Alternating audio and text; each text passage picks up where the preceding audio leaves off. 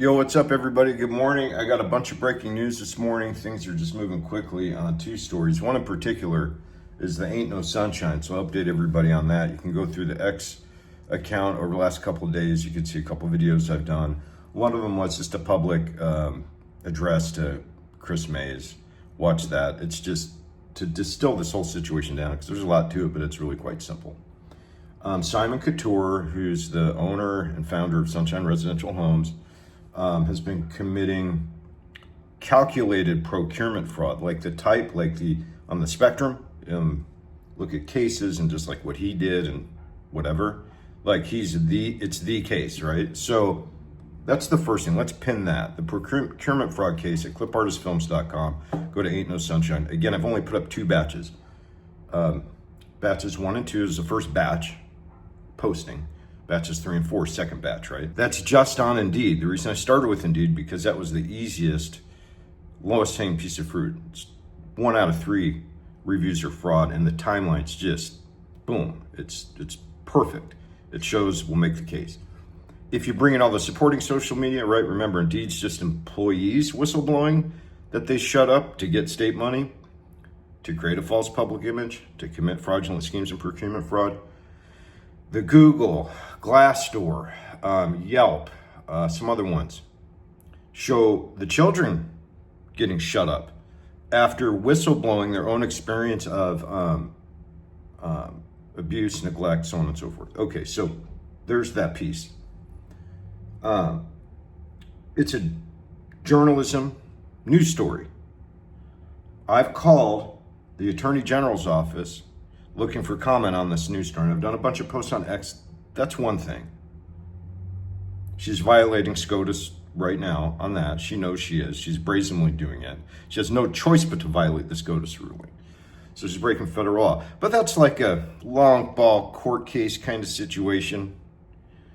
With all the political cases right now, it's just, that's noise. But what is real world is if I call the Attorney General's office as a journalist, and not some YouTube guy, I'm an accomplished journalist. One of the best in the country, in my opinion. As far as getting a result, getting the truth out for the people. That's a journalist's job. Very good at it. In fact, I'm so good at it that they have no choice often but to break the law to stop me. Just like the Bustamantes did, just like Doug Ducey and Penzone did, so on and so forth. So yes, right now, in my opinion, Chris Mays is in brazen violation of federal law, but that's a political issue. That's long ball. What isn't long ball is the fact, Chris Mays, that I'm calling your office and you're manipulating and tampering with devices in the office, telephone systems. Because when I call the main number, there's an option. I have all this recorded. There's an option to get to comms, to get to different places. You have everything looped, right? So first of all, this is your public notice to fix your phone system. That I will send in writing. I'm going to be doing some paper now in real world to hold you accountable. So you got to fix your phone system. So myself as a journalist looking for comment on a story has an opportunity to engage with your public office that you're borrowing from we the people, Chris. You don't own the office. It's ours. So while you're renting it, please make your phone system work so the public and journalists can make contact. Why? Because you have a comms director as part of your infrastructure. So you're manipulating your infrastructure, number one. When you couple in your SCOTUS violation on social media and you put that underneath, now we got a problem. We have a further problem that now I can go back and prove that because of my news coverage, my journalism calls to your office looking for comment, and the self-evident evidence, which I'll get to in a minute a little bit more, that you are breaking the law for the purpose of covering up crimes by Simon Couture and Katie Cobbs. That makes you an accessory to those crimes, Chris. So keep going. Your move. What are you going to do now? I got about 7 or 8 journalism traps already set. You're a smart lady. You know what I'm doing. I mean, isn't this all just so ridiculous? Isn't this also ridiculous? Anyways, I tagged to the deeper issue. Like, what is this all about? Let's get down to it, Chris.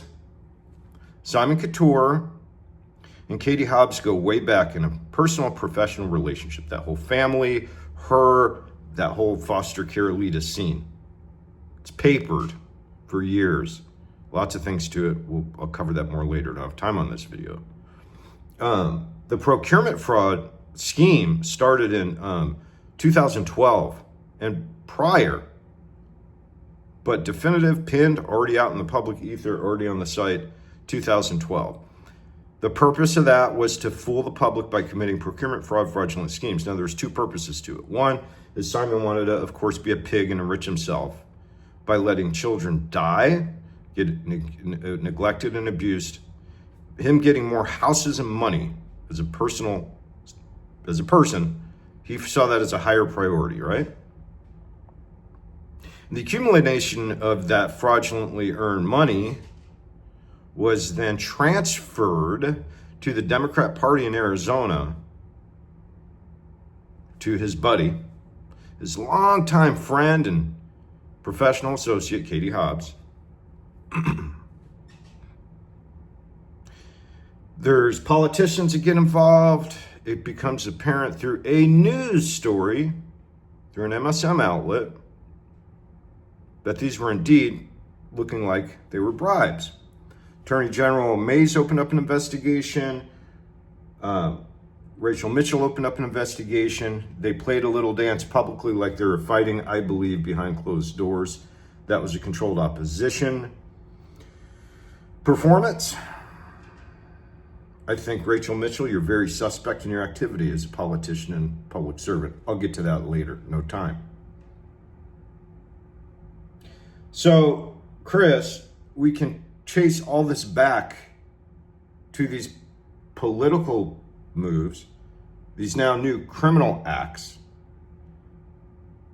and the procurement fraud will show if these cases get taken over by an agency, or these crimes or these political events or whatever get taken over by the correct agency, i.e. the U.S. Justice Department. I just tagged Director Cash and Dan Bongino. Here, I'll just read it real quick because this encapsulates it. So, hey, Cash and Dan, hey, fellas, very low-hanging fruit here. Have all the goods to prove Governor Hobbs' election was funded by procurement fraud, spanning almost 15 years. Same guy that bribed her. That's where the money came from. Go here to see the evidence, clipartistfilms.com. Much more posted up this weekend, which there will be. I got a lot of stuff from the last couple of weeks, too. The AG out here is in a live cover-up on my 6-year-long investigative news story. Why? Because she doesn't want to expose the Democratic Party. It's probable that if she pursued the original bribes investigation properly, then added this criminal case of procurement fraud to it, the process in court would expose all the bad actors in the Dem Party. The AZ Dems aren't all bad, which is true. Many are, but many are. Great opportunity to clean up the AZ swamp and help save vulnerable foster children at the same time. Main thing with all this, as far as I'm concerned, Chris, is protecting the children.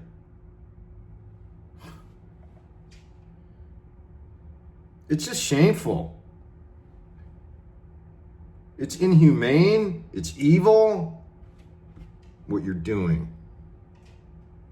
2 have died already as a direct result of Simon Couture spending the taxpayer dollars, part of which was a bribe, the rest captured by fraud on personal riches and politics, rather than spending the taxpayer money on resources for the children. It's 100% all dirty money going back almost 15 years. Their names were Jacob Blodgett and Zariah Dodd. We're going to get this done for them, LFG. Let's fucking go. After this, I'll give you all my data on the coup, or now if you want, but won't sit down without my lawyer, and I'll vet the agents you assigned before taking the meeting.